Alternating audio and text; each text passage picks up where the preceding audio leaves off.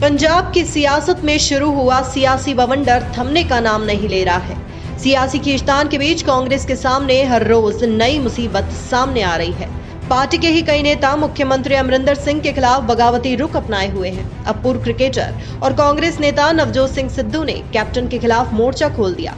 सिद्धू काफी दिनों से अमरिंदर सिंह के खिलाफ सख्त तेवर दिखा रहे हैं। दरअसल एक अंग्रेजी अखबार को दिए इंटरव्यू में नवजोत सिंह सिद्धू ने रविवार को कहा कि वह सिर्फ चुनाव में जीत के लिए इस्तेमाल किए जाने वाला शो पीस नहीं है। उन्होंने कहा कि वे पार्टी और राज्य सरकार में कोई भी पद नहीं लेना चाहते। हालांकि सिद्धू जोर देते हुए कहा कि कांग्रेस आलाकमान पर उनका भरोसा कायम है। सिद्धू ने कहा कि वे बगैर किसी लालच के कैप्टन सरकार का साथ देने के लिए तैयार हैं, लेकिन ऐसे में सरकार को आम जनता के लिए जरूरी एजेंडे को लागू करना पड़ेगा। अगर सरकार ऐसा करने में नाकाम रहती है तो उन्हें किसी भी पद की जरूरत नहीं है।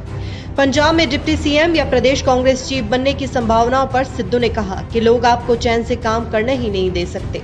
मैंने इस तरह के सभी प्रस्तावों को स्वीकार करने से इनकार कर दिया। अपने बगावती तेवर पर सिद्धू ने कहा कि अगर सिस्टम जनता की भलाई के लिए गई मेरी मांगों को खारिज करेगा तो मैं सिस्टम को ही खारिज करता हूं। सिद्धू के इस इंटरव्यू के बाद सियासी बवाल बढ़ गया, लेकिन सिद्धू ने बागी तेवर में कोई नरमी नहीं की। इसके बाद सोमवार सुबह सिद्धू ने ट्वीट करते हुए कहा कि 17 साल में लोकसभा, राज्यसभा, विधायक, मंत्री के पद पर रहा, लेकिन एक ही मकसद रहा, पंजाब का जो सिस्टम है वो बदलूं और लोगों के हाथ में ताकत वापस दूं। नवजोत सिंह सिद्धू ने आगे कहा कि वे जब सिस्टम ने हर रिफॉर्म की कोशिश को ही नकार दिया तो मैंने सिस्टम को ही ठुकरा दिया, चाहे मुझे कैबिनेट के लिए ऑफर ही क्यों ना आते रहे।